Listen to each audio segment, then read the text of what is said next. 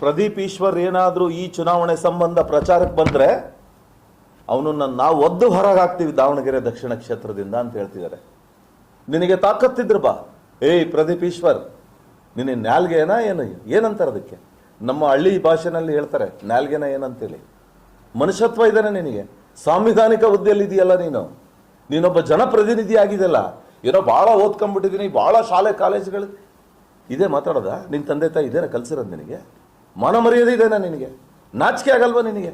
ಆ ಹೆಣ್ಮಕ್ಳ ಬಗ್ಗೆ ಮಾತಾಡ್ತೀಯಲ್ಲ ನೀನು, ಅಲ್ಪಸಂಖ್ಯಾತರ ಹೆಣ್ಮಕ್ಳ ಬಗ್ಗೆ. ದಾವಣಗೆರೆ ದಕ್ಷಿಣ ಕ್ಷೇತ್ರದಲ್ಲಿ ಏನು ನಡೀತಾ ಇದೆ ಅಂತ ನೋಡ್ತಾ ಇದೀಯ ನೀನು? ನೋಡಿದೀಯ ನೀನು? ಯಾರ್ದೋ ಒಂದು ಮನ ಒಲೈಸಕ್ಕೆ,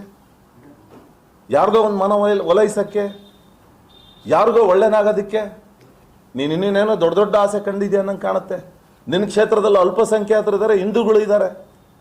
ಏನೇನು ಹೊಲೈಕೆ ರಾಜಕಾರಣ ಮಾಡ್ತಿದ್ಯಾ? ನಿನ್ನ ಹೊಲಸು ನಾಲ್ಗೆ ಏನಂತೇಳಿ ಜನರು ನೋಡ್ತಾ ಇದ್ದಾರೆ. ತಕ್ಕ ಪಾಠ ಕಲಿಸ್ತಾರೆ. ಇನ್ನೇನು ಭಾಳ ವರ್ಷ ಇಲ್ಲ.